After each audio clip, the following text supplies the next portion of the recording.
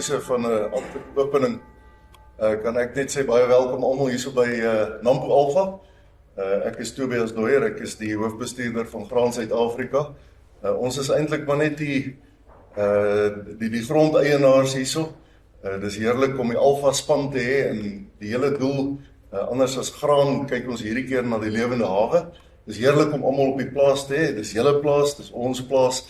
En tydens hierdie geleentheid kry ons ook tydens die geleentheid van Alpha, kry ons ook geleentheid om gesprekke te hê oor sake van belang wat interessant is. So die gesprek van vandag gaan baie rondom die rooi vleiswaardeketting, maar die tema is spesifiek die nie-konvensionele waardeketting.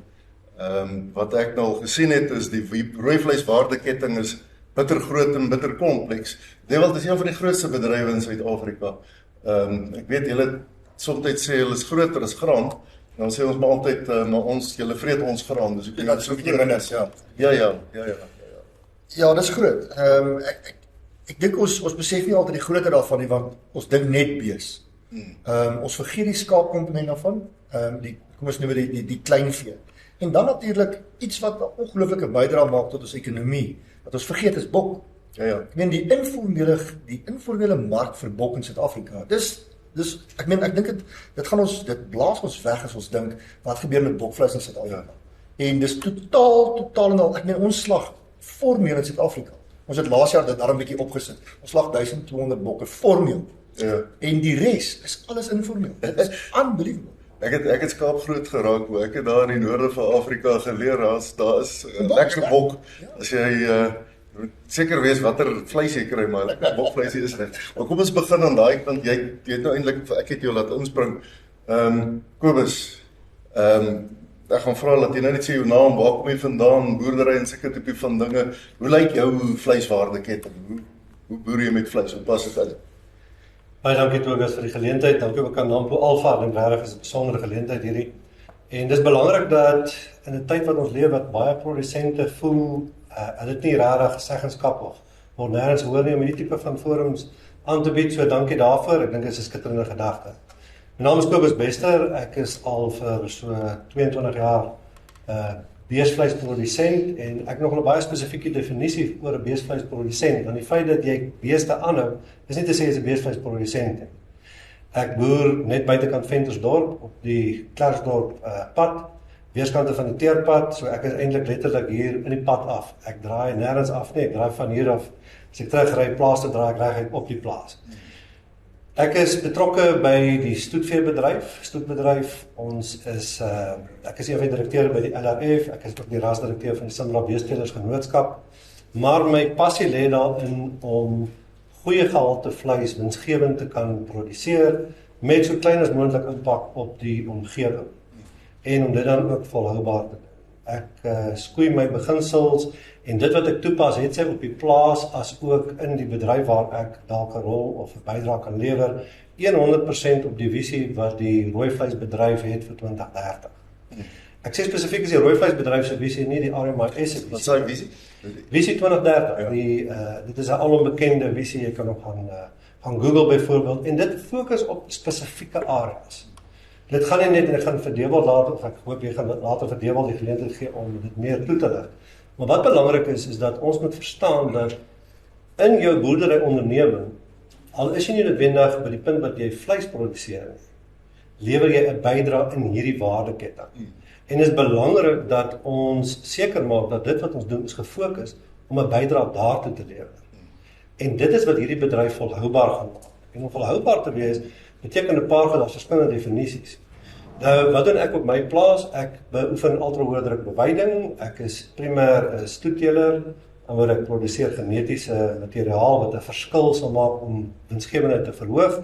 Dan het ek ook 'n backgrounder, besigheidjie op dieselfde stuk grond wat ek bedryf 'n klein voerkraal, en die rede waarom ek probeer om soveel as moontlik van die fasette betrokke te wees, is sodat ek werklik die bedryf kan verstaan.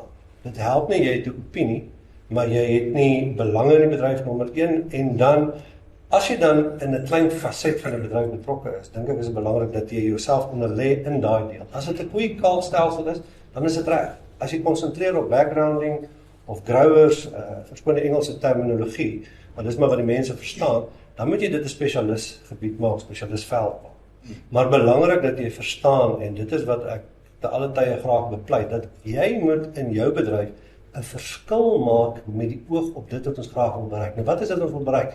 Ons wil graag seker maak is 'n veilige produk so menslik as moontlik geproduseer. Die produk self moet veilig wees, die omgewing waarin ons dit produseer moet mooi gekyk word na.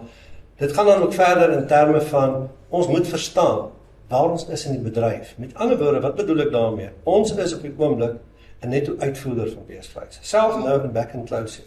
Wat beteken ons produseer meer in hierdie land as wat ons self binneland kan gebruik. Ja, dit skep werk en ekonomiese groei. Dit skep werk, ekonomiese groei, dit skep allerlei geleenthede, maar ons moet ook vir mekaar kan sê dat dit bring ook 'n verantwoordelikheid en 'n uitdaging. En die verantwoordelikheid en die uitdaging gaan daaroor dat as ek meer produseer as wat ek plaaslik kan verbruik, moet ek 'n alternatiewe mark vind vir my produk. Ek, in my rol waar ek speel, kan ek dit nie doen nie. En daarom het ons mekaar nodig. Daarom het ons 'n Red Meat Industry Services nodig. Om seker te maak dat daai goed aangespreek kan word. Ons moet eerlik wees en ons moet statistiek en inligting gebruik. Ons moet tegnologie gebruik. Wanneer ons kyk na wat Gerard van der Burg van BFAP gister met ons gedeel het by Nampo Alpha, het hy dit baie duidelik gemaak. In reële terme verdien jy minder vir jou vleis. Dis die realiteit van die saak. So, wat moet ek doen om daardie situasie om te draai? Wat moet ek doen? En dit is deel van my fokus. Oral waar ek beweeg, het sy by die LRF, het sy in my genootskap, op plaas, in my gemeenskap, moet ek 'n verskil maak daaraan, sodat ons werklik volhoubaar kan wees. Ja, dis die klassieke boerderyprobleem. Soos wat ons meer produktief produseer, daal pryse, wonderlik vir die verbruikers. Hulle spandeer al hoe minder aan kos, en as jy dit nie goedkoper gaan produseer nie, gaan die Brasiliane dit doen.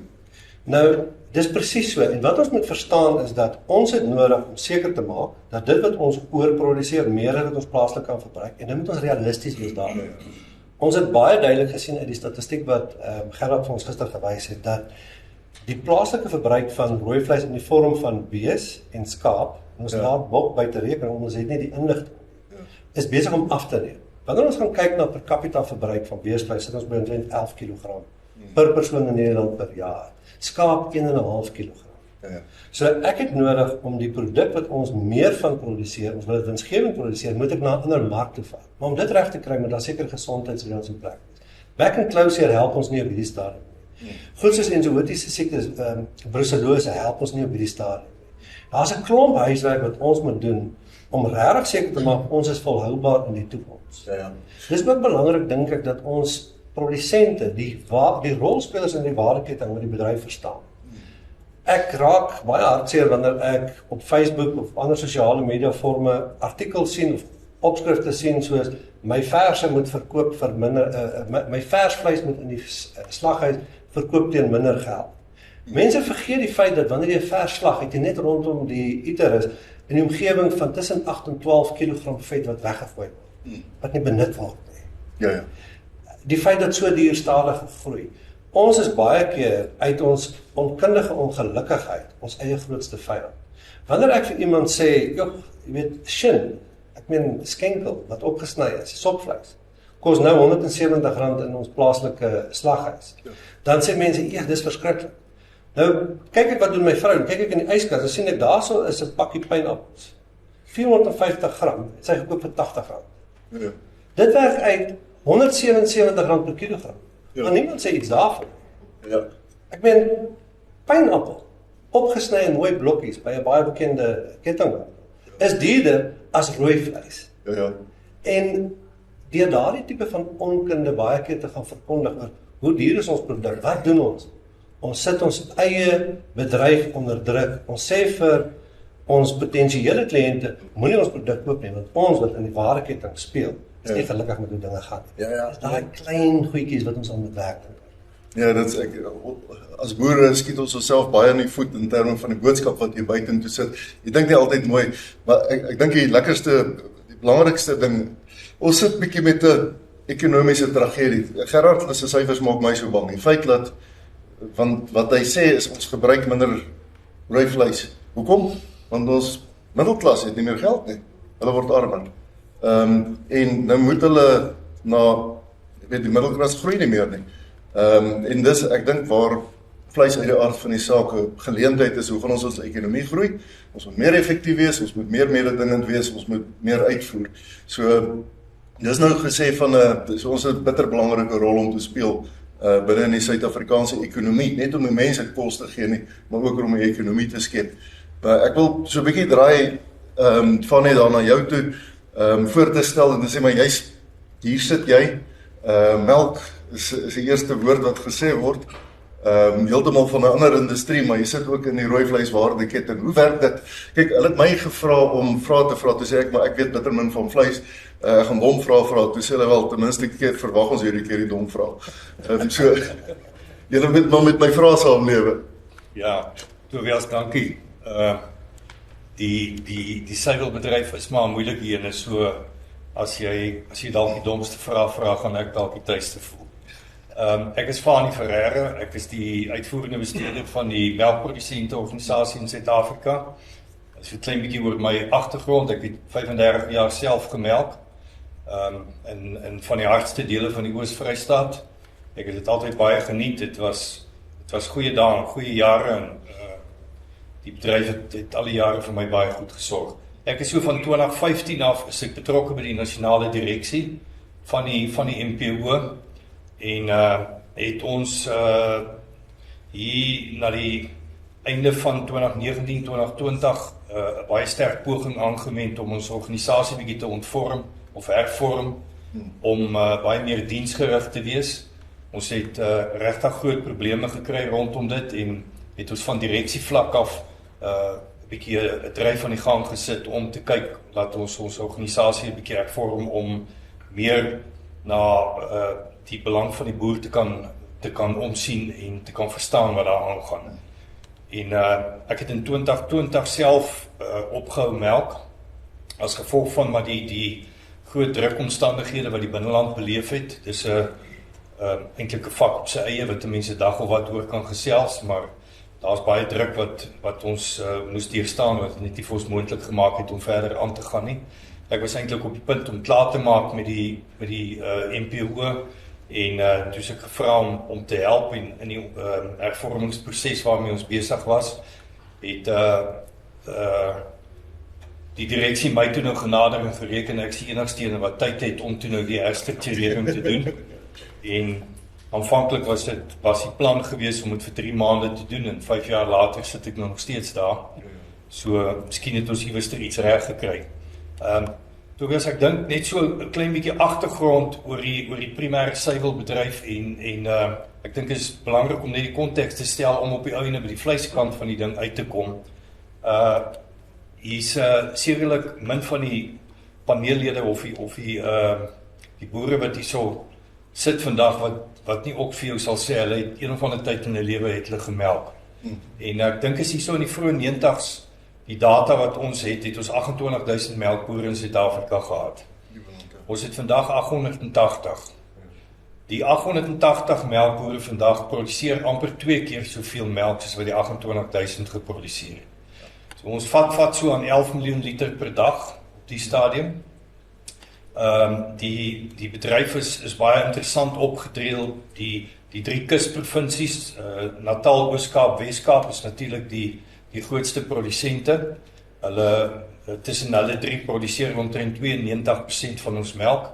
So die hele binneland het ons as die noordelike provinsie saamgegooi, omdat hy net so klein geword het. So van die Oranje rivier af tot by Messina produseer ons op die stadium tussen 8 en 10% van die melk. Die interessante van dit is dat steeds 65% van die melk word verbruik binne die groter Gauteng area, maar dit word in die kusgebied geproduseer. So as ons nou nie oor die koolstofvoetspoor hoef te praat nie, dan sal dit goed wees, want ons het nogal heel wat skuld wat dit aanbetref. Oor dat ons die melk so ver word die gesprekke op die lang duur, so ver van ons mark af produseer. En ek het nou die dag by die Graan SA Kongres nogal ook of hulle Agri SA se Kongres nogal genoem, jy weet, laat ek dink die verbruiker van die toekoms gaan nogal vir ons 'n paar reëls stel wat dit aanbetref. En en wat ons na moet sal luister. Ek gaan nie nou met jou, ek wil nie daai debat oopmaak nie, maar as daai verbruiker net sy sportnutsvoertuig, sy SUV, na gewone kar te kry, dan spaar hy 25% koolstof, maar dis 'n debat vir 'n ander dag. Ja. In elk geval, ons bedryf is op plaashekpryse, is 26 biljoen rand werd. As ons hom na ons sekondêre bedryf toe vat, waar hy verwerk word, en voordat hy van daar af uitgaan na die kettingwinkels toe, skiet hy op na 85 biljoen rand toe. So dis 'n groot finansiële komponent. Ja, wat ons aandeel in die rooi vleis aanbetref, is dit natuurlik die ding wat ons in die toekoms graag 'n bietjie beter sal wil definieer en sal seker wees dat ek dink die res van ons vennote binne in die rooi vleisbedryf ook sal verstaan en aandag gee daaraan dat ons ook 'n groot rolspeler is. Maar ek dink ons sal later in detail daarby uitkom. Sê gou vir my, hoe groot so 'n tipiese melkboer produseer dan melk en dan vleis, hoeveel wat Ja, ek dink as kleintjie agtergrond daaroor kan gee, soos ek sê, ons produseer nou so amper 11 miljoen liter per dag. Dit is die vleiskant. Nee, net die Dis die melk. Dis die melk. En dit word geproduseer deur nagenoeg 660.000 beeste, waarvan so 460.000 permanent in melk is, die res is in hulle droogperiode. Wat ons maar 'n belangrike komponent is by ons bedryf, voordat ons hou nie passasiers aan op 'n melkplaas nie. Elke dier wat daar is moet produseer. As hy nie produseer nie, dan word hy net vinniger deel van die rooi vleiswaardeketting. En ja, so ons slag jaarliks in die C-graadmark nagenoeg 220.000 van daai beeste word jaarliks geslag. Omtrent 1/3 van die kudde. Omtrent 1/3 en ons is huidiglik al in 'n stelsel laat jou beste derde van jou beeste, ek sal sê genetiese beeste, word deesdae, ek wil sê nagenoeg 80% van ons produsente is al op baie vlak dat hulle gesexte semen gebruik op baie derde van hulle kudde, om dan net verse te produseer, wat dis nie meer so baie die bulkalers wat dis net in die wat vir jou vervangingsdiere sal gaan. Die ander 2/3 wat dan nagenoeg 460.000 is, word geïnsemineer deesdae met enigiets van Simbra. Hereford is deesdae baie gewild, veral as jy kyk na jou Jersey en jou kruisras, wat baie van die ouens lief is om te melk, is natuurlik se praat van kruisras, dis 'n kruis tussen 'n Jersey en 'n Holstein. Dis 'n bees wat baie gewild is in Australië en Nieu-Seeland. En hulle doen dit doeteenvoudig omdat ons hele bedryf is maar geskoei op die produsering van solides binne. Hoeveel persentasie van 'n melkboer se inkomste kom uit vleis uit? Dis hier nagenoeg 15%. Okay, so dis 'n betekenisvolle betekenisvolle inkomste daar. Ja. Maar jy het ook, ek dink, as 'n mens kyk na die vleis, in die totaliteit van die vleisprentjie, hoeveel van die vleis kom van die melkproduksiekant af? Kyk, min of meer. Om dit nou net die konteks reg te stel en te verstaan, dis ek moet dit partykeer baie mooi vir mense verduidelik dat hulle verstaan. Ons het 660.000 net produserende diere op die plaas. Ja. Ons het wel hier by 1.2 miljoen as ons gaan na die verse en kalvers toe op wat op die plaas is. Maar tussen daai 660.000 produserende diere verkoop ons ook 660.000 diere per jaar. Ja. En dit is die derde wat ons uitslag, en die uitslagpresentasie word uitgewerk na aanleiding van die laktasies. So ons sit gemiddeld in ons land nou op 'n laktasie van selfs 'n klein bietjie minder as 3 jaar. Ja. So elke bees hou nie of 3 laktasies. Ja. So elke derde laktasie, na die derde laktasie moet so bees geslag word. Dit is eenvoudig hoe dit werk. En ons te praat oor hier, want die hoenderouens het mos Ja. dieselfde tipe van met die lêne, Ja. wat na 'n spesifieke periode verlaag die produktiwiteit ook, ja. So net om klaar te maak daarmee, die 220.000 is dan die derde van die lakterende diere, Ja. en dan die 440.000 diere is dan jong diere. Ja. So die res van ons kuddes wat nie met die sekssemen geïnsemineer word nie, word tipies dan nou met met vleis semen geïnsemineer. Dit is daar's 'n wye reeks, die Angus is Maar baie dit is spesifiek vir die vleis. dis reg, en hulle die ouens begin al hoe meer 'n spesifieke mark soek vir daai diere, en daar's voerkrale wat al jy weet, elke jaar wag om al daai diere by van ons produsente te koop. Dan is daar natuurlik die gedeelte van daai diere wat op dag oud geslag word. Dit raak al hoe minder, omdat hierdie ander mark besig is om te ontsluit, jy weet, en dit raak vir finansiëel op vir die ouens baie beter. Maar daar is nog 'n klein hoeveelheid van jy weet, diere wat byvoorbeeld met Holstein of suiwer jerseys geïnsemineer word, en daar sal 'n bulkalf kom wat eintlik nie waarborg in daai plaas het nie. Die sal baie keer in die daghoudmark ingaan, en dit sal maar tipies vir hondekos of daai mark. Alright. 100%, jy kry 100% vir jou inkomste uit die beeste uit, jy is omtrent uit die rooi vleis waardeketting uit, jy is omtrent 15%. Dani, jy is meer bekend as 'n graanprodusent. Ek wou amper sê, wie sê jy, wat maak jy hier, soos Fanie ons altyd gevra het, by jy nou die dag produksieveiling gehad, hoeveel diere het jy aangebied, maar noem jouself 'n graanprodusent, waar pas beeste in die rooi vleis waardeketting in jou besigheid, jou bedryf in? Tobias, dankie. Ek sit onder protesie, maar ek is hier. Nee, ek dink wat belangrik is daar's min graanboere wat nie 'n veekomponent het. En ons het almal groot geword. Jy moet een bees hê vir elke hektaar wat jy saai, en dit kan net nie meer gebeur. Ek bedoel, die insetkoste het so gestyg dat jy moet vandag 2 beeste hê vir elke hektaar wat jy saai, as jy daai misoesjaar, daai insetkostes wil cover.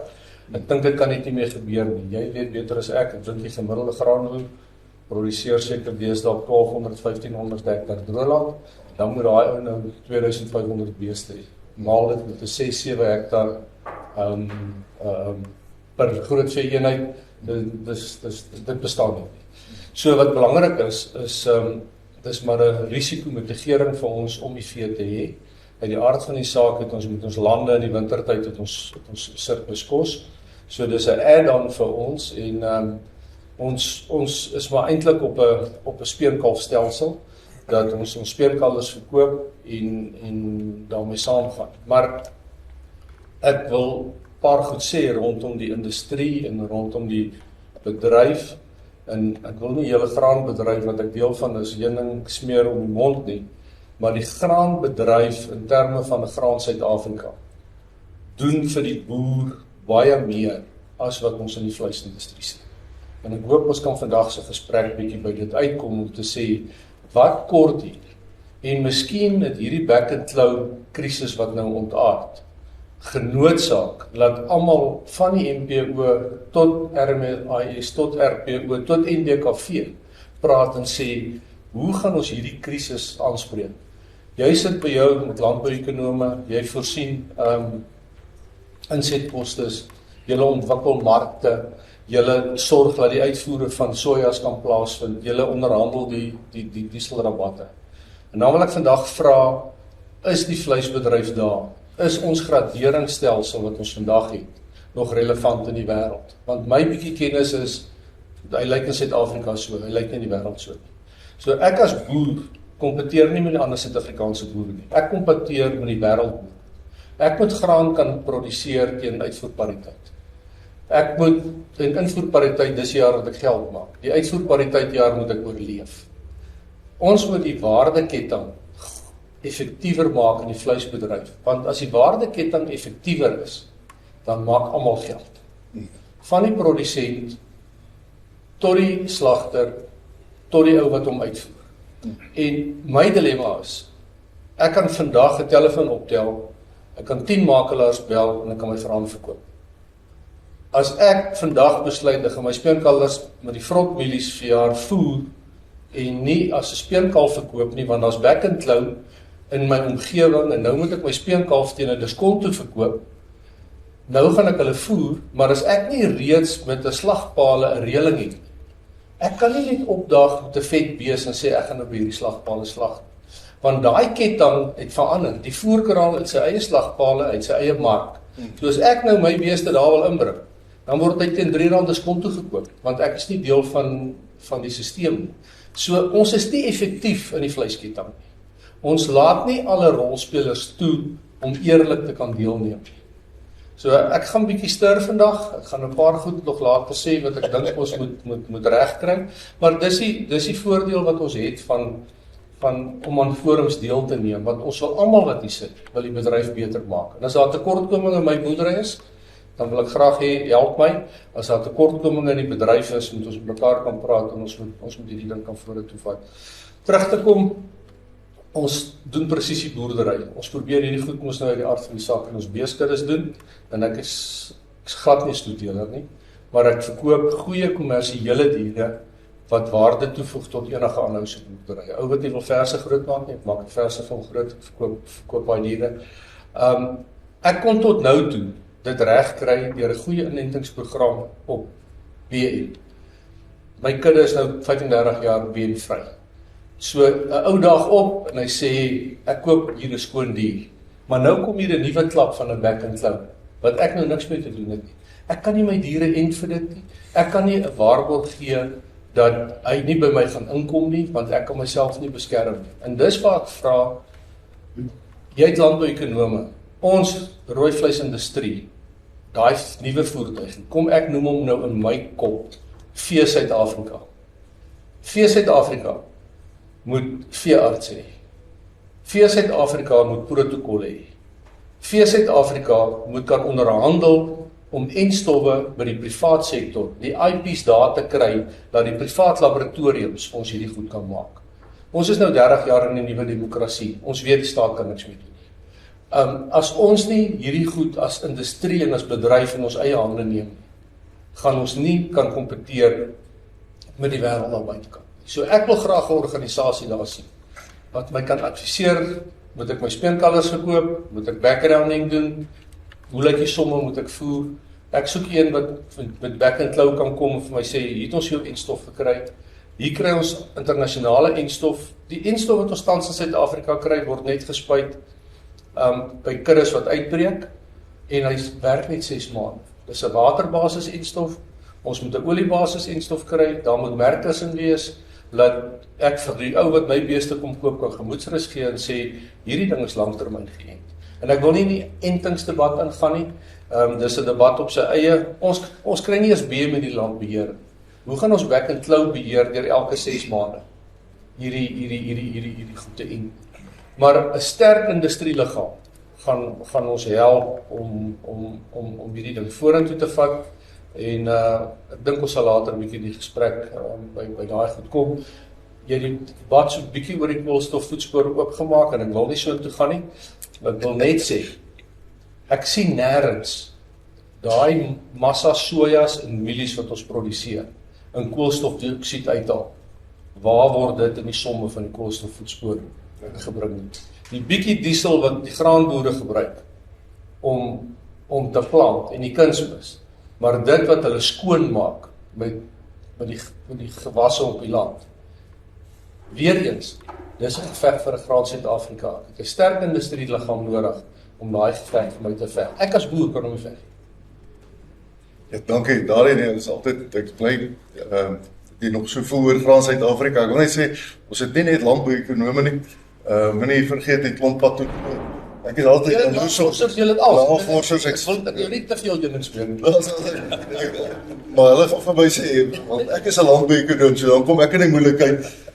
Ek is altyd klein bietjie jaloers op Dewald. Hy het so dramatiese probleme wat altyd uitgesorteer word. Met die goed is, ons het ook ernstige biosekuriteit uitdagings binne in die graanbedryf en dis 'n krisis. Dis daar laas jaar het ons gepraat van die gas is wild en sulke tipe van dinge. Dewald, so dan het nou 'n bietjie die ding oopgemaak. Ek dink dis die probleem van die nie konvensionele waardeketings. Ons vertrou net so op die rooivleisbedryf as 'n bron van inkomste. Ek wonder of Fanny dieselfde sou gesê het, nee, boys, daai 15% van my is krities vir 'n ou se inkomste. Jy's nou by die RMAS wat seker die RVID sal wees in Afrikaans, rooi vleis industriedienste. Ja. Die vertel gou, wel, jy moet seker sê Dewald en waar jy vandaan kom en seker tipe van dinge, maar vertel hoe in kort, wat is RMIS en kom het ontstaan, hoe werk dit? Okay, so ek is Dewald Olivier, die hoofuitvoerende beampte en uitvoerende direkteur van RMIS, daar is nie Afrikaans daarvoor nie. En ons het ontstaan vanuit die ou statutêre heffing uit en die 4 primêre lede van die RMIF, as ek so kan sê, die ou rooi vleisbedryfsforum, het bymekaar gekom en gesê, ons betaal 80% van die statutêre heffing, maar ons 13 rolspelers het besluit hieroor, en soos dit 'n goeie Suid-Afrikaner betaal, het ons afgestig, en gesê, kom ons stig 'n organisasie vir onsself, wat die primêre waardeketting bedien, van die produsent, van boer reg deur tot by die abattoir. Ons beskou dit as die primêre gedeelte van die waardeketting, en ons het 'n diensteorganisasie opgestel, met 'n sekere 'n klomp 'n mandaat spesifiek om te kyk na sekere goederes en natuurlik 'n stem vir die totale waardeketting. So as ons kyk na die 4 pilare is verskriklik belangrik om net daar te begin. So dieregesondheid en vleisgesondheid. So ons sê in die Engels is dit baie makliker as animal and public val onder ons. Animal and public health, die eerste gedeelte is na diere spesifiek en die gesondheid van die diere. Die tweede gedeelte is vleisgesondheid, so dis waar die abattoir vereniging 'n groot rol speel, die SAMIC. En die tweede been is inklusiewe groei, of dan nou transformasie. Ons voel en ons het gesê met ons plan dat die totale bedryf moet groei om transformasie te kan doen, veral omdat dit 'n statutêre heffing is. Die derde been is marktoegang, wat ons nou kyk, en dit is vir nuwe toertreders, so ek verduidelik dit altyd so, of dit nou wit, swart, geel, pink, pers is, enigiemand wat 'n nuwe toetreder tot hierdie bedryf is, moet toegang hê tot markte, plaaslik en internasionaal, en dan uit die aard van die saak internasionale markte is soos wat dit sê, en dan die vierde been is mededingendheid en volhoubaarheid. Normale, en ek dink baie van dit is, ek verduidelik dit in eenvoudige terme, ons voel partykeer dat ons meeding teen hoender en teen vark en teen al die goeders, maar dis nie ons kompetisie. Want solank ons verbruiker bly in die diereproteïen spasie, sal hy een of ander tyd spring van die een na die ander. Die probleem is hierdie ouens wat gras afsny en dit geur en soos vleis, dis ons groot probleem binne in die wêreldkonteks, nie net in Suid-Afrika. En dan natuurlik volhoubaarheid. En ons het julle dat die CO2 en ek gaan nie te veel oor die ESG en daai gesprekke hê nie, maar dis volhoubaarheid in die ware sin van die woord is vir ons is, en ek was nou op 'n internasionale platform wat ek moes praat oor volhoubaarheid in die boere in Suid-Afrika en ek het gesê vir ons is volhoubaarheid in kort om ons produsente op die plase te hou om te kan bly boer ad infinitum, as ek so kan sê. Dis ons volhoubaarheid. Ons kan praat oor al hierdie mooi goeders, maar ons wil op ons plase bly en ons wil volhoubaar wees en ons wil vir altyd boer vir ons nageslag. Dis die 4 pilare wat ons het. En dan natuurlik ons het 'n strategie wat ons opgestel het. Wat RMIS bymekaar gebring het uit hierdie 4 organisasies. Uitgepraat van die strategie en ek moet net sê so die 4 organisasies wat begin het is die rooi vleisprodusente organisasie, of die RPO, en voorheen bekend as NERPO, die National Emergent Red Meat Producers Organisation. Nou hulle bestaan nie meer nie. En ons is op soek na en ons is besig met onderhandeling gesprekke oor hoe trek ons organisasie in wat die opkomende boere en spesifiek kom ons sê dit reg in die swart boere verteenwoordig in Suid-Afrika. Maar dit val nie onder hierdie stadium onder die RPO in nie. Dat ons die voerkraal vereniging en natuurlik die abattoir vereniging. So hierdie 4 organisasies maak op hierdie stadium in die algemene terme noem ons dit die Red Meat Primary Cluster. Die primêre byvoeging of samevoeging van lede uit wat 'n adviesraad is vir RMIS. RMIS bestaan dan uit 'n raad van 8 lede waarvan 7 stemreg het. Nou ek sê dit so, elkeen van hierdie 4 organisasies het 'n direkteur wat hulle kan nomineer op hierdie raad en ons het 2 onafhanklike direkteure met 'n onafhanklike voorsitter, maar hy is totaal en al, ek wil amper sê van buitekant af ingekry. Hy het ook nie stemreg nie, want ons het in die verlede gesien dat 'n voorsitter kan baie maklik die rigting bepaal waar hy stemme gaan. So en dan het ek as 'n uitvoerende direkteur. So daar's in totaal 7 stemme waarvan die industrie self 4 hou op hierdie stadium. So indien die onafhanklike direkteure en Dewald besluit ons moet in 'n spesifieke rigting ingaan, dan kan die industrie ons op die regte pad hou. Dit is die veronderstelling. Ons het in ons strategie het ons sekere kruis items wat ons moet aanspreek. En van die begin af was die eerste item 'n verenigde stem binne die rooi vleisbedryf. Nou ons weet dat daar in die waardeketting gesprek, en dis 'n eeueoue gesprek wat altyd sal bestaan, want dit is 'n ekonomiese gesprek. En waarna ek daarna verwys is, die verkoop van 'n speenkalf byvoorbeeld aan 'n voerkraal. Nou dit is niks unieks wat julle in die graanbedryf Kan ek sommer stout, hoe gaan jy vir my en 'n Melanar kry om saam te stem? Maar 100%. Waar jy gedink gaan jy verenigde stem kry in daai spanne? Die feit is, en ek hoor dit, maar dis 'n ekonomiese probleem. 'n Produsent wil soveel as moontlik hê en ek sê dit nou nie dat die skaal is soveel as moontlik hê vir die swakste kalf. 'n Voerkraal wil so min as moontlik betaal vir die beste kalf. Dis 'n ekonomiese beginsel. Ja. Maar, en ek dink dis waar die verenigde stem vandaan is. Ek sê altyd, as ons nie praat van bees, skaap en bok, of beesvleis, skaapvleis en bokvleis, alles verder is dit, is politiek. En dis wat ons probeer uithou met RMIS is om te sê, kom ons kyk na die waardeproposisie wat die waardeketting bring en die dienste wat binne dit geleer word. Die politieke gesprekke kan ons daar buitekant hê en ons kan vir mekaar vies raak oor dat die een voerkraal te min betaal nie, een te veel betaal of die abattoir nie hierdie koop nie, en dit moet aangespreek word binne die waardeketting as 'n verenigde stem. Maar daar sekere goeders wat ons moet verstaan wat altyd sal kan wees. En ek dink wat RMIS probeer doen is om te sê, hoe lewer ons hierdie diens om 'n gelyke speelveld te maak en die rooi vleisbedryf op die next level te sit. Want ons weet, en daarna jy daarna verwys na die internasionale mededinging. En dis vir ons is 'n netto uitvoerder van rooi vleis.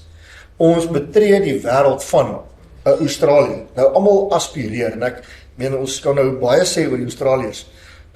Maar Tobias, daai ons is ongelooflik op die manier op die vlak wat hulle opereer met hulle lewende hawe in die wêreld. Hulle het 'n absolute landbou-ekonomie gebou daaruit om uit te voer China toe.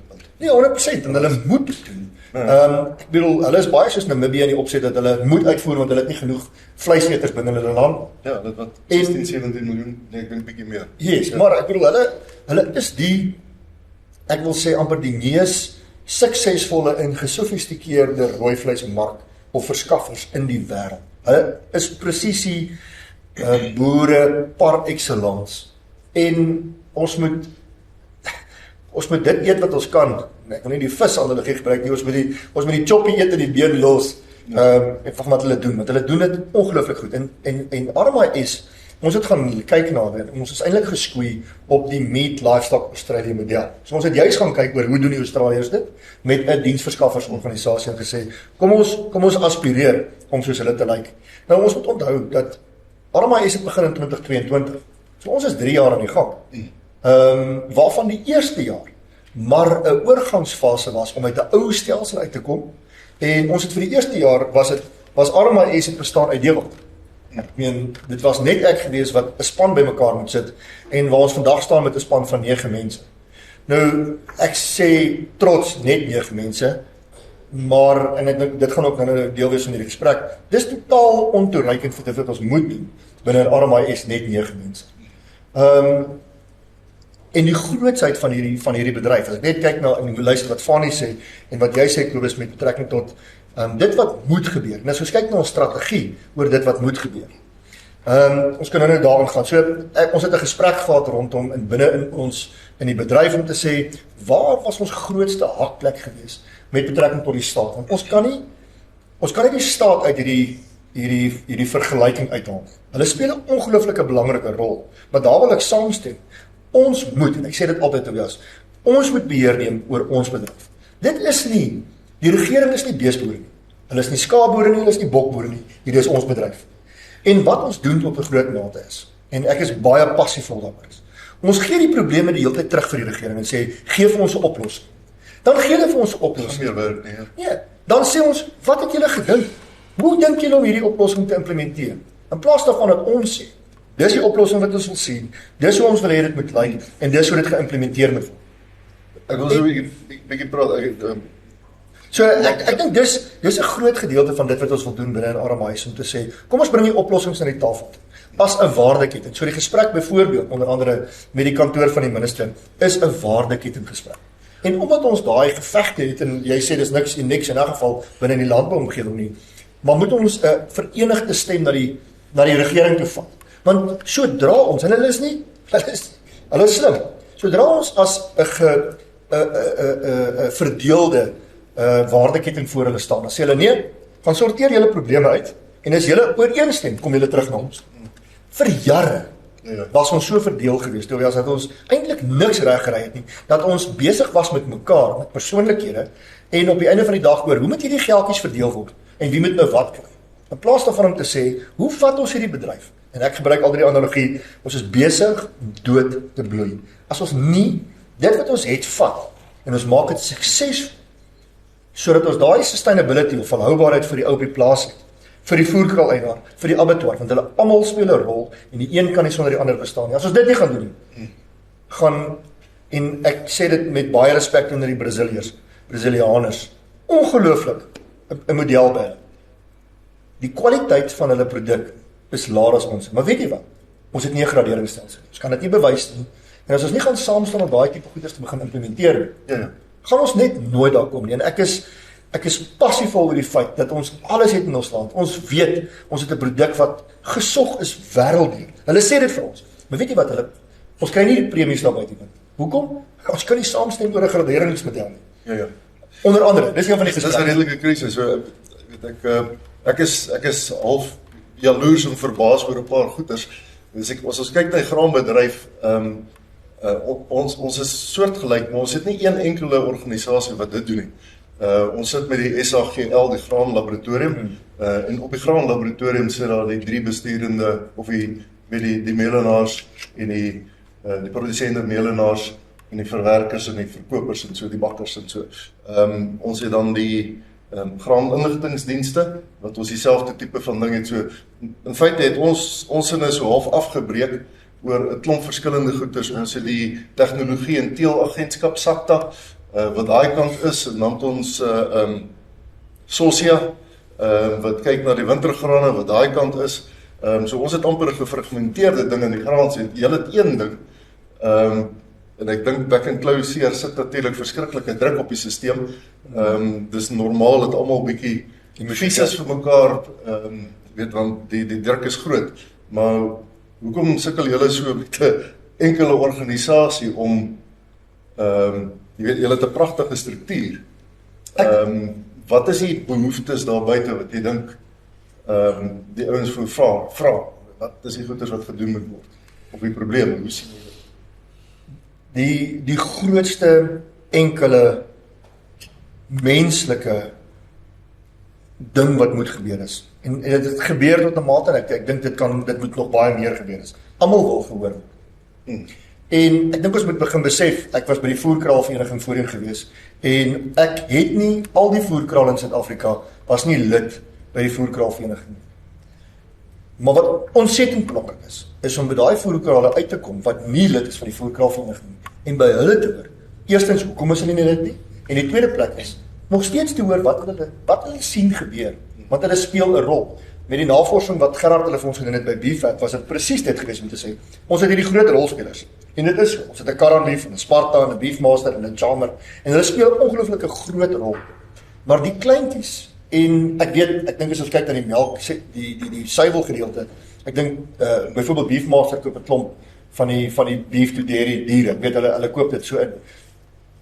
En dis 'n spesifieke ding wat hulle aanspreek. Maar dan is daar 'n klomp kleiner voerkrale wat ons moet gaan hoor is, want hulle speel tog 'n rol. Hulle het 'n ongelooflike groot waarde wat hulle deel. En dis waar die ding kom. Die mense wil gehoor word. En ek dink baie keer ek sit as RMIS en ek vra, wat is dit wat buite op die grond opgaan? Wat wil die mense sien? En nie net, en ek gaan name noem, nie net 'n Caran Beef. Ek wil nie net hoor wat Iwer sê nie. Want van hulle kant af het hulle 'n sekere strategie en hulle weet waar hulle op pad is. Wat sê die res van die wêreld? Hoe wil hulle hierdie ding sien uitspeel? Want 'n gedeelte word gediens en 'n baie groot gedeelte word deur hulle gediens. Maar daar's ander rolspelers wat definitief 'n inspraak het. Wat lewer aan die plaaslike slaggers. Ja. En dis hoe die ouens hier buitekant hier wat rooi vleis eet en Caran lewer nie aan dit. Ja. So ek wil nou graag so 'n bietjie die ding oopmaak. Wat hulle altyd moet onthou is uit die dis mos uit die bemarkingswet, die Marketing of Agricultural Products, as daai ding statutêr verklaar word en dis 'n algemene heffing, jy is die direkteur en die ander direkteure het 'n nasionale verantwoordelikheid. Jy het nie verantwoordelikheid teenoor 'n kar en jy sit met julle sit met publieke geld wat vir almal aangewend moet word.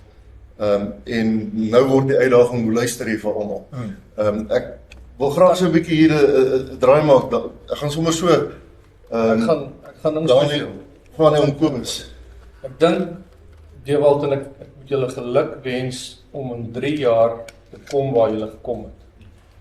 Maar dan wil ek sê, daar moet verandering kom en daar moet vernuwing kom, want ons wil by vir Suid-Afrika uitkom. Julle sit in die bevoorregte posisie van die statutêre heffing, waar daar geld is. En as ons daai geld moet vir meer vra, omdat ons meer wil doen, dan moet ons ook bereid wees om dit te doen. My vraag is, en ek stel die produsent, en ek kan vra wat ek wil vandag, is, moet die MPO nie ook op jou struktuur sit nie. Want hierdie back and claw het nou gemaak, dat ons 'n gemeenskaplike vyand het. Die melkboer wil hom nie hê nie, die vleisboer wil hom nie hê nie, die stoetboer wil hom nie hê nie, die waardeketting, die slagpale, niemand wil hierdie dinge hê nie, hy kos ons net geld. So ons het klomp gemeenskaplike vyande, wat ons as industrie saam moet fight. Oor die prysoorlog van wat se speenkaal werd en dit, is irrelevant. Het gaan oor die industrie, het gaan oor hierdie normes. Moet ons nie die RMIS net uitbrei, ek net besef, ek sit ook op rade, hoe kleiner 'n raad is, hoe makliker is dit. Maar jy moet bietjie groter rade hê, dat jy albei rolspelers het. En nou is ek duivelsadvokaat Dewald. Jou voerkrale sit op een stoel, jou abattoirs sit op die ander stoel, maar is eintlik dieselfde.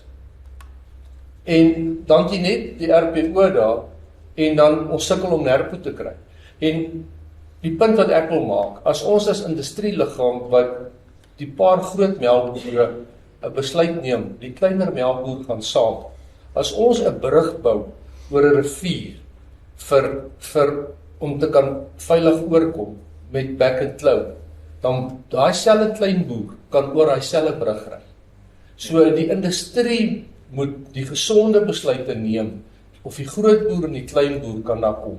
Moet ons nie die RMIS verder ontwikkel om by 'n vir Suid-Afrika te kom, oor die goed van een man wat met die regering praat, al die voordele het ons daar. So ek dink ons het 'n goeie voertuig by julle, maar ons my voertuig so bietjie breër maak. Ek wil so 'n bietjie vir jou debatteer. Dis konsies. Want as jy vir my sê, ons het nou in die graanbedryf is ons deur dieselfde proses. En ons wou sê, maar kom ons bou 'n graanwaardeketting in Suid-Afrika. Laat ons met een stem saamstem en praat met die regering. Die ouene het ek gesê, daar sê manier nie. Ek praat namens die boere, julle melenaars, julle kan langs die melenaars praat, maar daar is goeters waaroor ons fundamenteel verskil. Jy weet, ons is in die hofsaak, ons tot in hofsaake fundamenteel verskil ons van die melenaars en so. Ek hoor dit jy sê, maar praat jy nou van 'n groter ding wat almal insluit, of praat 'n mens van 'n besigheid wat spesifiek na die produsente se kant omsien? En dan wil ek net so vinnig my verstaan, Dewald, is julle statutêre heffing behoort gewoonlik 3 tot 5 jaar iewers? 4 jaar. 4 jaar. So jy dan nou nog 'n jaar en dan dien jy 'n nuwe aansoek. Binne die aansoek kan jy nou sê, goed, jy kan die direksie verander, jy kan die hele besigheid verander, maar daai raad is ook 'n ding wat 'n ou nou moet onderhandel, want ons jy weet, hoe werk die balanse daar tussen? Almal op daai raad is konflikte. Hulle het almal hulle eie belang en jy moet 'n bietjie 'n balans tref tussen die ding. So dis 'n versigtige onderhandelinge wat hulle vandag te moet hou. Maar uitstekende punte, maar vir Suid-Afrika, dink so 'n bietjie, ek sien Fanie is opgewonde. Spring gou in. Daar nee, ek kom nou terug na jou. Ja. Tobias, ek dink wat krities belangrik is as ons kyk na die waardeketting, dan moet ons gou vir ons mekaar sê, wie's die mees in Engels vulnerable? En dis altyd die primêre produsent. En ek dink dit is waar ons op die stadium die groot behoefte wat ons mis binne in die rooi vleiswaardeketting is, daar word nie genoeg aandag gegee aan die primêre kant van dit nie. En ek sal graag wil sien, en dit het presies nou daaraan geraak, laat die sekondêre rolspelers binne die waardeketting meer op hulle eie staan. En laat ons nader beweeg aan almal wat primêr geraak is binne die ding, voordat hulle die mees uitgelewer is.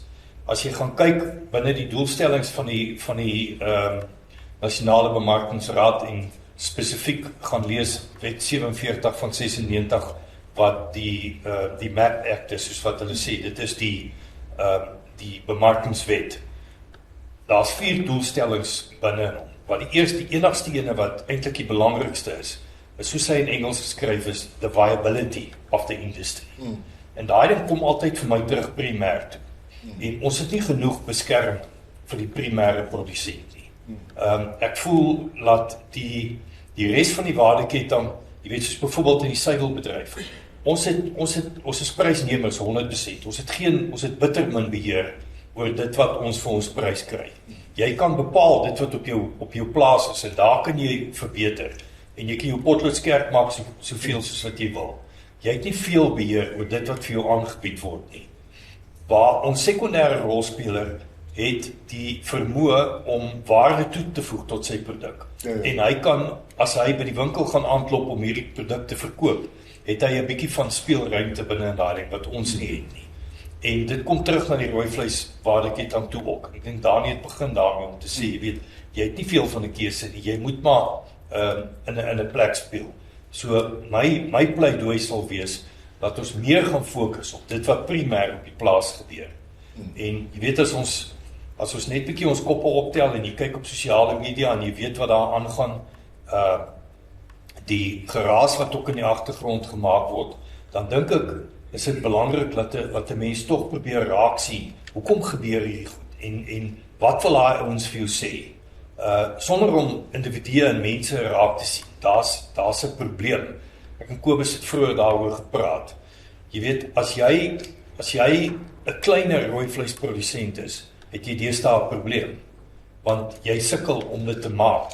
As jy 200 en net om die wiskunde daarvan vinnig te maak, as jy 200 koeie moet aanhou op 'n 7 hektaar en daai 7 hektaar soos in die wêreld wat ek vandaan kom is 12 na 14.000 rand werd. Dan kom jy baie vinnig op 'n som van 20 miljoen rand wat jy nodig het om daai 200 beeste te kan onderhou. En daai som werk nie mekaar nie. Jy kan baie makliker eerder daai 20 miljoen in die bank gaan sit en van die rente afleef as wat jy probeer om van 200 koeie af te leef. En dis die groter uitdaging wat ons het. En ek dink ons spreek nie daai ding volledig altyd aan nie. En ek sal dis hoekom my fokus wil graag wees dat ons meer kyk na wat op die grond aangaan en dat ons daar beter kan saam staan. En as ons statutêre geld moet gebruik, dat ons kyk hoe ons daar kan beveilig. Ek stem baie mee saam nogal in die bemark oor tyd en ons het die waardeketting bitter nodig, maar produsente het 'n ander realiteit. Die waardeketting is gekonsentreer, hy's groter, dis groter besighede. Nêrens in 'n produsente organisasie of 'n produsente ekonomie is daar enkele groot produsente wat soveel in navorsing en ontwikkeling kan belê as wat 'n groot voedselmaatskappy kan doen nie. En ons moet nie vergeet nie, hier is die marketing of agricultural products. En dit lê binne in die departement van landbou. Dis nie 'n handel en nywerheid, maar kom ons daai stoei vorentoe.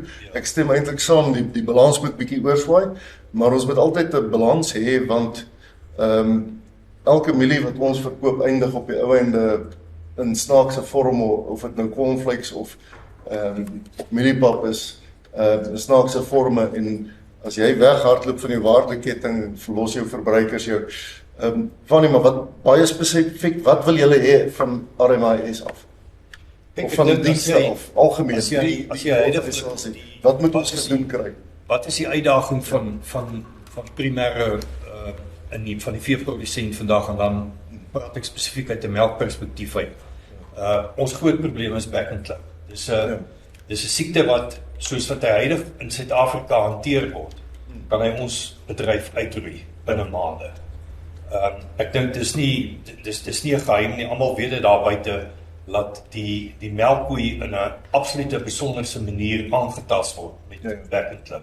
Dis totaal anderster as wat in die rooi vleisbedryf is. In ons geval sal daai koei binne daar 'n verskriklike somatiese telling ontwikkel.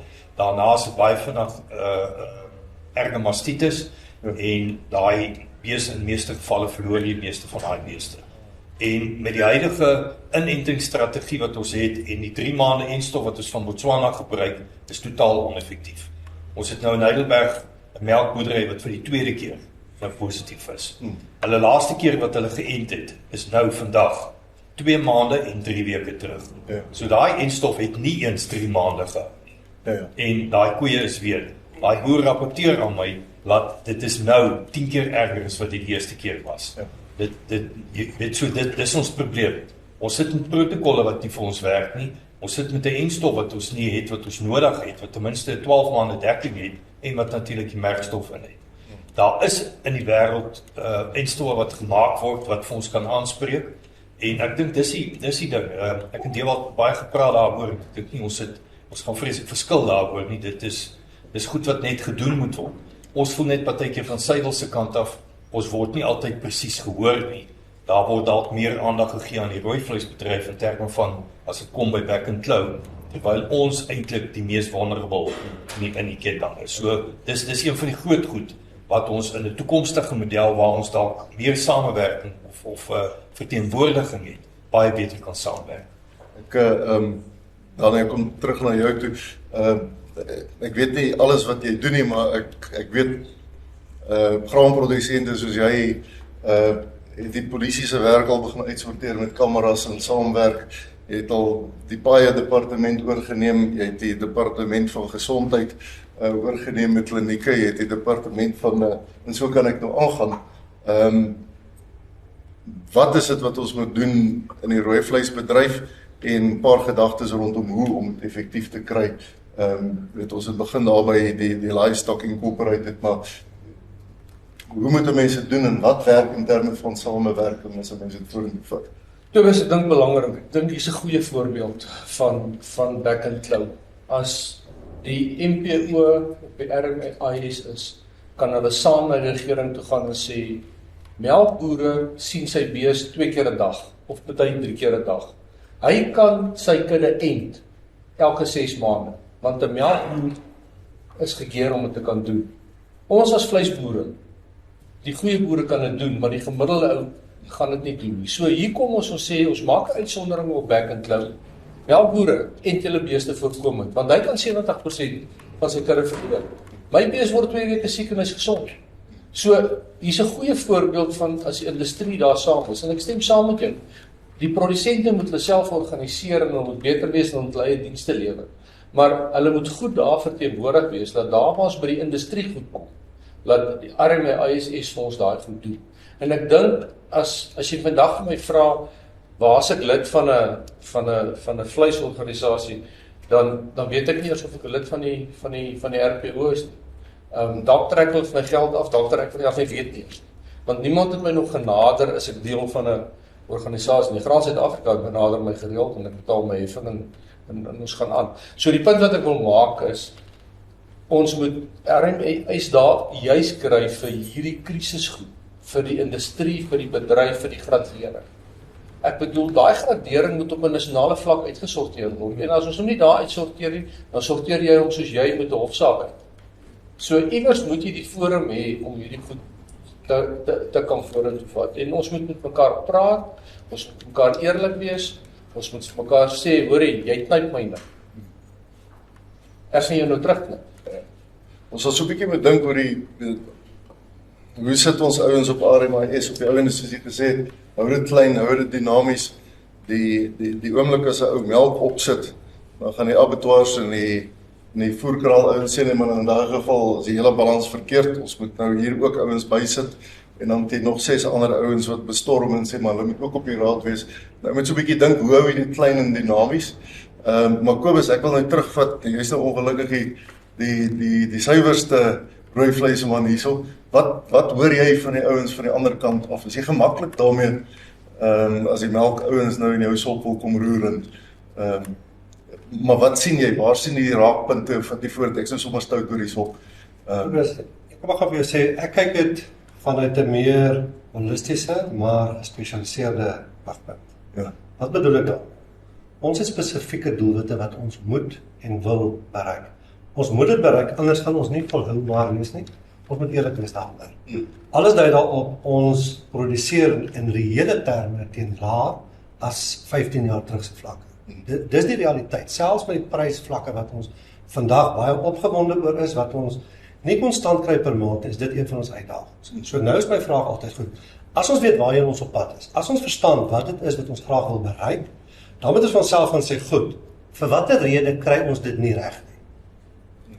En dit is waar my uitdaging is. Die feit van die saak is op die oomblik, het ons strukture, maar as ons baie eerlik moet wees, val of die strukture vir ons, of die leierskap binne die strukture, val vir ons.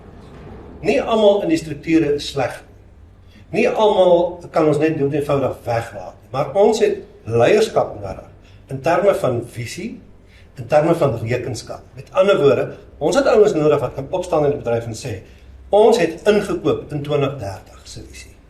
Ons gaan seker maak, ons gee ons ondersteuning vir die liggaam wat daar gestel is om ons te bedien. Dit gaan verder. Kom ons kyk nou, ons breek dit 'n bietjie af. Iets soos naspeurbaarheid. Wat is boere se antwoord baie keer? Gaan ek 'n premie kry? Wie gaan vir my die R30 gee vir my oorplaatjie wat ek moet insit? Hy weet nog nie vir R30 gaan wees nie, maar hy het daai vraag. Nou as jy 'n produk produseer wat R30 nie eers 0,06% van die waarde van daai produk is nie, en jy het 'n probleem daarmee, moet jy 'n bietjie hand in eie boesem steek en vra, kla ek oor die regte goed? Dinge soos byvoorbeeld vleisgradering. Ons het nie 'n graderingsstelsel op die oomblik in Suid-Afrika nie. Ons het nodig, dis bloednodig, om in die internasionale arena die volwaardige spel te kan speel. Ons wil in die Wêreldbeker Liga gaan speel, Ja. maar ons wil 'n provinsiale standaard handhaaf. Vergeet dit gaan nie werk nie. So hoe gaan ons dit regkry? Ons het nodig te gaan kyk.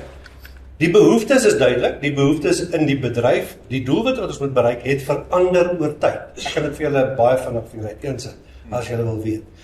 Dan moet ons vir onsself sê, goed, binne in die bedryf, binne in die verskillende skakels van hierdie waardeketting, het daar spesialistvelde ontstaan. Ek het net daarna verwys, ons sit met speenkalfprodusente, ons sit met stoepteelers wat seker maak, hulle doen dit met die korrekte genetiese materiaal. Ons sit met die melkouens wat 'n bydrae lewer in terme van die kruiskalvers wat hulle produseer. Met sekssemen kan hulle vir ons kruisras bulkalvers gee, en ons weet dat dit ook 'n bydrae kan lewer, maar word dit wetenskaplik gedoen, word dit kundig aangepak. Is ons seker ons kry werklik 'n bang for our buck? Met ander woorde, die voerkraal operateur of die backgrounder, voor ek 'n kruiskalf koop uit 'n melkras uit, koop ek liewer iets anders. Tensy ek weet daar is genetiese potensiaal om daarop te kan kapitaliseer. Ons het nodig om ons game level op te tel in hierdie bedryf.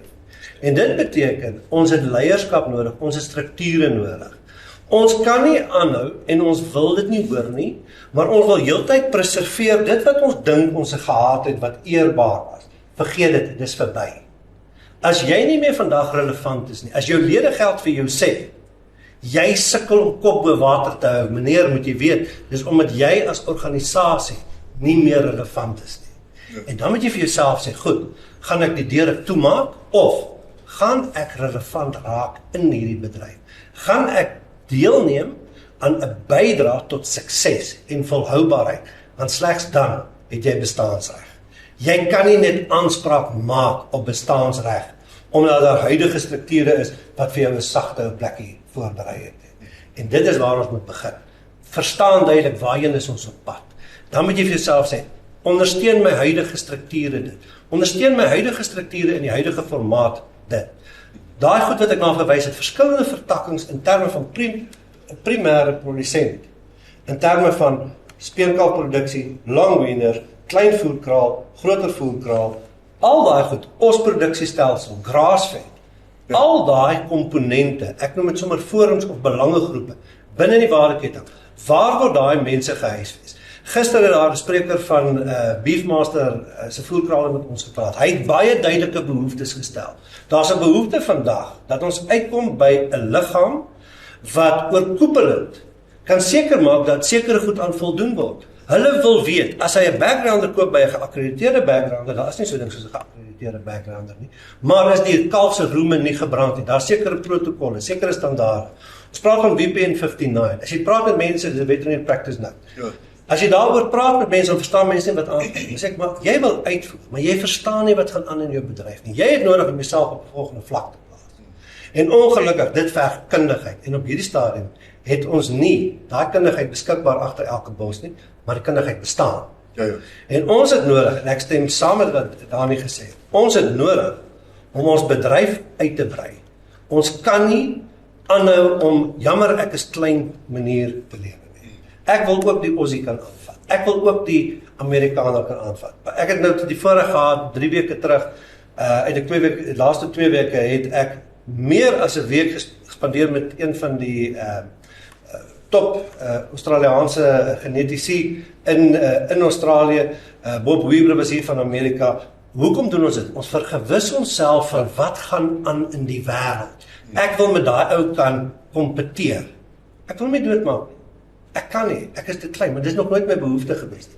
Ek wil my regmatige aandeel in die bedryf wêreldwyd wat ek kan kry.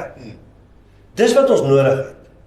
En ons het regtig nodig om te gaan besin. Dit wat ek huidiglik gedoen het, wat nie werk nie, skiet dit in die kop en kry klaar. Verander dit. Ek sê nie vervang die bus wat jy gebruik as 'n voertuig nie.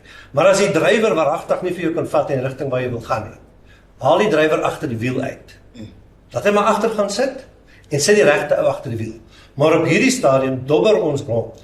As ek van gister ongelukkig het ek 'n traceability vergadering bygewoon, waar daar mense is wat so selfgesentreerd is, dat hulle waaragtig nie die groter prentjie raak sien. Mense, hierdie is 'n massiewe bedryf. Maar ons moet pas op, dis die klein klippie in die radkas wat die werking stop. Ons moet gefokus wees. Ons moet die regte mense ondersteun. As ek kyk die negativiteit onder ingeligte boere rondom iets soos naspeurbaarheid. Nou gaan almal alles van my weet. En ek weier om daai te sê. Kan jy my sekuriteit waarborg op my data? Meneer, wat se waarborge vereis jy? Ja. Verstaan jy wat jy vra? Wil jy in die openbare of in die internasionale arena kan speel en wil jy kan meeding? Dan het jy nodig om hierdie en hierdie te tik. Ja. En waaragtig is daar mense wat aanhou om negatief te wees. Vergeet die negativiteit. Kom met 'n oplossing. Ek wil amper sê, ek wil elke bedryfsorganisasie wat betrokke is in die rooi vleiswaardeketting vra, wat 'n positiewe bydrae het jy gemaak die laaste 2 jaar rondom die bydrae tot die sukses van die doelwitte wat ons daar gestel het vir die rooi vleisbedryf. Dis wat ons by moet uitkom. Maar nee, ons is so selfgesentreerd. Ek gaan hierdie van myself beskerm en daai van myself beskerm. Ons moet groter word as dit. Hierdie bedryf is groot. Hierdie bedryf kan kragtig wees, maar as gevolg van gebrekkige leierskap en kundigheid kom ons nie uit waar ons moet wees nie. Ek het vrede, die melkouens kan saam wees. Ek het vrede, die boerbokke moet hulle self beter organiseer as daar 'n behoefte is. Die belangrike ding gaan daaroor, jy moet voordat jy enigiets kan aanspreek, moet jy weet die behoefte bestaan en dan moet jy jouself organiseer om daai behoefte aan te spreek. Ek kan vir Dewald en ander verlang besig hou met die behoefte wat ons het, wat ek het as 'n produsent in die verskillende sektore van die waardeketting waarin ek betrokke is. Ja. Maar die groot ding is net, ons moet uitkom by resultate. Ja. En as ons aanhou om dieselfde ding te doen en aanhou om onsself te verdedig, aanhou om verskoningkies uit te dink, gaan ons nie daarby kom nie. Ons het nodig om hande te vat. Ons het nodig om ons ondersteuning te gee. Waarom is dit vandag nog so dat 'n organisasie soos RMIS moet sukkel om global location numbers te kry? Boere wat te traag is om deel te neem. 'n eenvoudige ding wat jy kan doen, dat jy op jou selfoon kan doen. Waar is die leier wat opgestaan het en vertroue geskep het en gesê het, ons as organisasie ondersteun hierdie en ons gaan vir julle wys hoe om dit te doen? Waar is dit? Met ander woorde, ons het 'n vraagstuk en 'n behoefte in die bedryf. Ek het vrede met die bykom. Die melkou kan bykom. As die wildou wil bykom en hy dink hy maak deel uit van rooi vleis, ek het nie 'n saak daarmee. A rising tide raises all boats. Dis waar ek wil wees. Ek wil sien dat almal saam beter vorentoe gaan. Ek wil graag sien dat Suid-Afrikaanse beesvleis nie net 'n kommoditeit is nie, maar dat dit iets is wat gerespekteer word, iets is wat 'n aanvraag is, iets is waarop my land en sy mense kan kapitaliseer. Dit is wat ons geld maak. Ja. Ek wil volhoubaar kan geld maak, want baie ouens wil vinnig geld maak. Dit gaan nie oor vinnig, hierdie gaan oor volhoubaar. Ja. My kinders se kinders se kinders moet kan aangaan.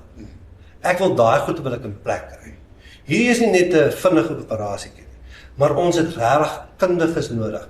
Ons het duidelike aanduidings in terme van wat gebeur in die wêreld. Wat is aan die gang in wêreldekonomie? En ons weet met Trump en ander is dit nie maklik om dit te voorspel nie. Maar ons moet vir onsself korrek posisioneer. Ons het kundiges nodig vir dit. Dis die behoefte wat ons het. En ons moet seker maak dat ons met die regte inligting bedien word van grondvlak af op. Jy begin enige produk by die volgende verbruiker of die aankoper van daai produk. Dit is hoe dit werk. Ja. Ons moet seker maak ons verstaan wat verwag die voerkraal, wat verwag die backgrounder, wat verwag die kommersiële ou van die stoetteler. Wat is sy behoefte? Wat verwag die verbruiker? Want eintlik al hierdie beteken niks as ek nie die verbruiker se geld uit sy beursie kan kry nie. Ons weet en daai goed is ons baie duidelik gewys. Die restaurantbedryf is onder enorme druk. Restaurantbedryf was 'n baie groot rolspeler in die verskywing van vleis. Daar's mense wat sê hierdie ding van uitvoer, dis net 'n paar ouens wat daaruit voordeel trek. Besef mense dat bykans 68% van prima snitte geproduseer in Suid-Afrika word uitgevoer. As dit gestop word, en dit het afgeneem as gevolg van die huidige back-and-claw situasie. As dit gestop word, meneer, waar sit jy dan met jou vleis? Ja. Dis daai tipe van goed. Dit is, ek wil nooit sê 'n boer is dom of oningelig, maar 'n boer moet verstaan wat gaan aan. Wat is die implikasie as daai klein fillet wat jy dink 'n klein gedeelte is van die karkas, as al die fillet saam wat uitgevoer word, skielik moet agterbly in hierdie land. Waar los dit vir my? Wat is die impak op my winsgewendheid op my plaas? En ons het kundiges nodig, ons het professionele mense nodig. Ek wil nie altyd sê wetenskaplikes nie, maar as ek dit sê, wil ek ook vir julle in dieselfde asem sê. Wat is op die oomblik ongelukkig die gevoel onder produsente? Ek as produsent word baie keer buite die gesprek gelos.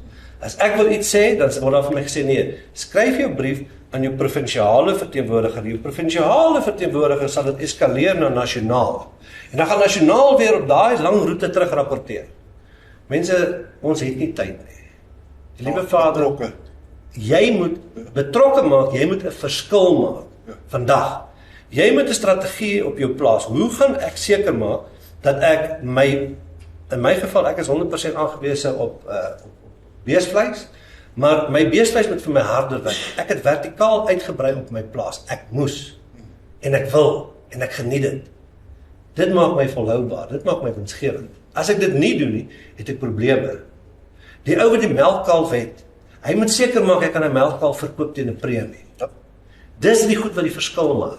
Die ou wat die beesbedryf hou as 'n buffer om uitdagings as gevolg van die natuur wat in landbou gebeur, droogtes ensovoorts, om daai uitdagings te mitigeer, moet seker maak dat teen die tyd wat ek op hierdie spaarbusie van my gaan reken, ek gaan goeie bang vir my buck kry. Dis die goede wat saak verseker. En ons het nie vandag, ek is jammer om te sê, ons het nie daai sterk leierskap in plek nie, en ongelukkig, ek gaan dit weer ook sê, ons dra te min by tot die statutêre heffing, hy gaan van November af op na R15.05, dan is daar mense wat, hulle is in sak en as, in trane, nou vraag van die ouwe in trane is, hoeveel beeste slag jy? Nee, ek slag nie, ek is net 'n speenkalfproducent. Meneer, dan lewer jy nie eens 'n bydrae. So min weet mense van hulle bedryf. Maar ons kerm oor R15. Ek sê dit is 10 keer minstens te min om hierdie bedryf te vat na die vlak waar ek graag wil sien. Hierdie bedryf moet kan funksioneer in belang van die bedryf en almal in die waardeketting. Ek voel daai R15 en seker wanneer ons heffing sit of aanvra ons produsente, voel ek altyd skuldig. Ons betaal belasting. Dan moet eintlik terugkry op belasting, maar die lewe het verander. As ons net daai heffings en maniere van geld bymekaar uitsorteer en maniere kry om dit te doen nie, het ons moeilikheid. So ons moet plan maak. Kom as 'n vinnige laaste kort enetjie, ek wil vir Dewald begin vra, wat is die belangrikste dinge wat jy hoor, wat is die interessante goeders vorentoe, en terwyl Dewald praat, kan julle vir my wys of iemand 'n vraag of 'n bysit wil sê, en terwyl Kobus praat, weet die dan het gesê Graan Suid-Afrika is sterk. Ek voel sê, die rede hoekom Graan Suid-Afrika so sterk is geen nie om wat ek doen nie, daar's 'n paar lede betrokke. Daar's altyd 'n boer. Ek is nie self 'n boer nie, ek is 'n Ek lewer 'n diens. Ek is in die dienstebedryf, maar kan vir julle sê daar's altyd baie sterk boere betrokke by elke aspek van ons besigheid wat ek elke dag doen. En dit is wat Graan Suid-Afrika sterk maak. Ekskuus, yes. Ek wil net vir jou noem wat betref die heffing. Enige bedryf moet jy bereid wees om beleggers te kan hê. Ja. Ons het nodig om ons eie bedryf te belê. Ja. Slegs dan, hoe meer jy belê, hoe beter rendement kan jy verwag. Maar 'n rendement gaan nie soos reën uit die hemel uitval. Jy het nodig om aksie te neem. Ons het nodig om seker te maak ons ontwikkel die regte strukture, identifiseer die regte leiers en dan moet ons hulle ondersteun. Sodat dit waarin ek belê, en jou belegging is nie jou plaas en jou diere en hoe jy hulle grootmaak en versorg nie. Jou belegging gaan in hoofsaak oor die IP. Vat in julle eie geval, die hoeveelheid energie en kapitaal wat Graan SA herbelê in IP, intellectual property, daai ontwikkeling van tegnologie en ander goede om jou vorentoe te vat, met 'n onregverdige voorsprong te gee. Dis wat ons nodig het in ons bedryf. Boere moet bereid wees om te belê, om betrokke te raak, die regte strukture te ondersteun, en waar 'n struktuur nie presteer nie, maak 'n plan. Betrokke. Ewald. Redelik intense, groot boodskappe. Ons het 2019, 2020 'n skuif gemaak om RMIS op te rig. Ek dink dit was 'n eerste stap. Dit was 'n breek van 'n ketting en ek is 'n redelike radikale ou, ook al 'n maverick genoem, oor hoe die goed gebeur, maar die feit is, wat ek hoor is, hier's 'n volgende stap. En die volgende stap kan nie wag tot einde van 2030. Ons het 'n geleentheid na Maart maand volgende jaar toe, want dis wanneer ons 'n statutêre heffings hernuwingsaansoek en verlengingsaansoek, so ons gaan dit verleng, wat ons gaan bring. Wat ek hoor is dat ons teen die einde van hierdie jaar, ons het in November 'n volgende raadsvergadering om te sê, hoe bring ons hierdie ander rolspelers binne in die kamer in? Dalk nie noodwendig deel van die RMIS raad nie, maar die gesprek is met die RMIS raad is, en dit kan ek wel sê, daar's 'n welwillendheid en 'n groot dryf van hulle, en hulle het al gevra. En ek kan sê, van ons voorsitters kant af het hy gesê, waar is die veilings in hierdie gesprek? Waar is hierdie ander rolspelers, want ons het nodig om die tafel te hê? En gelukkig kom hy van 'n landboumaatskappy af, en hy het met hierdie ouens gedeel, so hy verstaan die ander rolspelers wat daar is, vir die kleiner ouens wat ons nou van gepraat het. So wat ek hoor is om te sê, hoe kry ons hierdie ouens rondom die tafel? Hoe sit ons NPO deel van 'n clustergesprek en te sê, hoe kry ons 'n veilings deel van 'n gesprek? En ek dink, dis nie net deel van die gesprek maak nie, om te sê, hoe spreek ons hierdie probleme aan? Ek dink Back-and-Claw never let a good crisis go to waste. En op hierdie stadium is Back-and-Claw, in my opinie, 'n baie groot ekonomiese skuiwer, of hy veroorsaak 'n platoniese skuif. Maar dis ons grootste probleem, tektoniese skuif. Die grootste probleem wat ons het is, ons praat van brucellose. In my opinie is brucellose 'n baie groter probleem binne die Suid-Afrikaanse rooi vleisbedryf. En hierdie is maar net die punt van die ysberg om te sê, hoe skuif ons hierdie probleem? Hou van wat Dani gesê het, en wat jy gesê het, Fanny, is om te sê, kom ons bring die ouens na die tafel toe. Tot op hede is baie van die goeders wat ons in RMIS gedryf het, en dit is so, onthou, dit is waar my, en kom ons sê, vat dit eenvoudig van my salaris vandaan. So ek dryf 'n sekere rooi vleis perspektief, want dis van my geld vandaan. En my mandaat vandaan. En dis vir my nou, om terug te gaan en te sê, cluster, 4 organisasies, wie sit ons by hierdie mense by? Hoe bring ons julle in? Hoe maak ons hierdie gesprek groter? Ek dink tot 'n groot mate is dit 'n verdere gesprek met Graan SA ook. Ek dink daai cluster, en ek en jy het al die gesprek gehad, Tobias en vroeër, om te sê is, die noue samewerking tussen Graan SA en RMIS moet nog nouer wees, want ek dink daar's definitief 'n korrelasie, net as ons kyk na die voer van beeste en voerkrale, maar is meer as dit. Daar's 'n klomp goed wat ons kan doen, wat ons kan nie net koste spaar nie, want soos wat Dani wat hy sit, spesifiek, ek meen, jy het 'n gedeelde belang tussen ons twee, en waarom moet jy dubbel betaal vir sekere dienste, as ek so kan sê?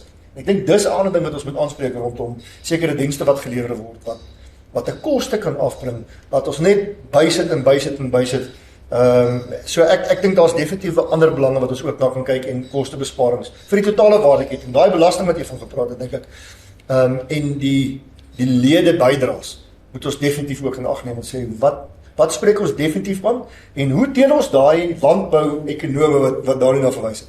Want 'n landbou-ekonoom, ja, sy fokus is dalk op hierdie stadium op graan. Maar binne sy leeftyd het hy natuurlik ook met lewende hawe gewerk. So hoe deel ons daai kennis sonder om nog 'n persoon aan te stel? Ek meen selfs met julle wat julle het by julle van.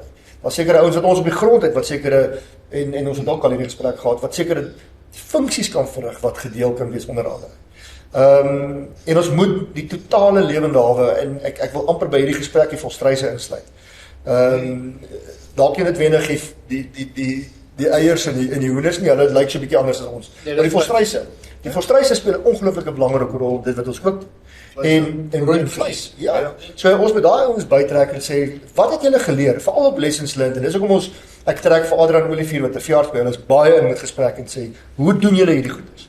Hulle het dit reeds gedoen. Hulle het seker goed, baie kleiner op 'n kleiner skaal, maar die uitvaart van die saak is, hulle het wenne gehad. Van julle het in die NPO wenne gehad. Ons in die rooi vleis het wenne gehad.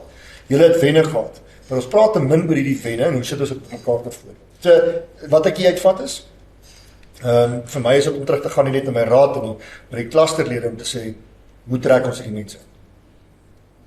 Dis interessant. Ek dink ons het goeie vordering gemaak met vandag se gesprek. Ek is ironies dat ons by 'n Graan SA logo sit en ons praat oor die rooi vleisindustrie.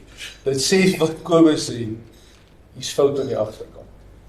En ons moet hierdie foute regmaak. Jy praat oor konflik, jy sal weet, ek was op 'n stadium in die Militrust gewees toe daar vreeslike konflik was. En ons het daai konflik net opgelos deur te sê wat is in belang van die industrie. Ons kon 'n SAGIS daar stel. Ons kon die nasionale oeskattingskomitee ondersteun. Ons kon 'n graangebou bou en sê die industrie het dit nodig. So as ek op my tafel sit of ek 'n voerkraal hou is of ek 'n kommersiële produsent is of 'n GMPO is, ek wil back and claw uitsort. As die graderingsregulasie in die wêreld sê hy moet so lyk en ek as voerkraal stem nie saam nie of ek as boer stem nie saam nie of ek as MPO stem nie saam nie, dan moet ek na my lede toe kan gaan en sê dis hoe die wêreldstandaard lyk. Ons moet groot genoeg wees om te kan uitstyg om te sê dis die level waar ons wil wees. Ek kan nie van 'n melenaar in Suid-Afrika verwag om 'n laer standaard te aanvaar vir milies as wat die wêreldstandaard is. So kom ons haal ons hoede af, kom ons wees groot, kom ons sien die end picture en sê hoe vat ons hierdie industrie vorentoe. Dan is die konflik van belange op sekere vlakke, maar daar sekere goed wat hier nie konflik is. Dis standaarde. En ons moet leef na daai standaarde. Dis my laaste een wat ek wil gooi. Lekker perspektiewe daar so. Ek kan maar vra vir toemaak perspektiewe. Moet nie altyd welkom om nog gesprekke en onderwerpe op te maak, maar dink ons moet so 'n bietjie gaan skou kyk en bietjie gaan tyres skop en beeste se poppe vryf. Ek dink al soveel goed wat gesê behoort te word, maar dit help net ons praat. Ons het nodig om oor te gaan tot aksie. Ons het nodig om te doen. Ons het nodig om te glo wat die visie is. Ons moet dit verstaan, ons moet dit ons eie maak. 'n Doel, 'n wenpaal wat jy sien op die horison, is nie waar, as jy hom sien, is hy nie daar. Jy moet 'n plan hê, jy moet 'n plan bestuur om daar uit te kom. Ek wil graag 'n beroep doen. Ek dink is eintlik vandag 'n aanklag teen die bedryf dat ons by Graan SA geleentheid en as ek die Engels mag gebruik venue moet sit om hierdie goed uit te sorteer. 'n Bedryf so groot en so sterk so wat die rooi vleisbedryf of die rooi proteïenbedryf dan wees. Ons en die huidige struktuur het onsself versaak. Hou op om terug te kyk. Hou op om verlede te dwaal. Kom ons fokus op dit wat voor is. Dit wat ons vorentoe kan regmaak. Kom ons ondersteun die mense wat reeds aan die werk is en kom ons maak seker ons almal lewer 'n positiewe bydrae om daarby te kom. Nou we gaan vir myself weer ingooi. Ons sit met Nampo terrein wat een van die wêreldskoue vir landbou is. Hierdie skou wat julle nou hier 3 jaar loop. Dit moet die skou van die industrie van die rooivleis ook raak. Ons moet nie daai dubbelstrukture nog ander skoue en nog ander plekke gaan hou nie. Hierdie terrein is hier. So ons ondersteun julle om hierdie ding te vat en te sê, wys wie's die boere van Suid-Afrika. Of dit graanboere is, of dit veeboere is, of dit die industrie is. Kyk die geboue wat opgesit word op jou terrein. Kyk wat doen jy vir die veebedryf. Jy is 'n graanorganisasie, maar almal kan hulle rasse hier kom uitstaan. So kom ons vat hierdie ding en ons kyk waar kan ons hierdie skou na watter level toe vat. Ek is dankbaar vir die gesprek en ek is dankbaar vir Albert sien ek nou nie, maar ek dink dit is regtig goed om hierdie gesprekke te hê. Vir te lank word daar gesprekke gehê agter toedeure. Hash saggies gesprekke. En die feit is, dit is wat dit is en daar's mense wat ongelukkig is oor hoe goed tans lyk.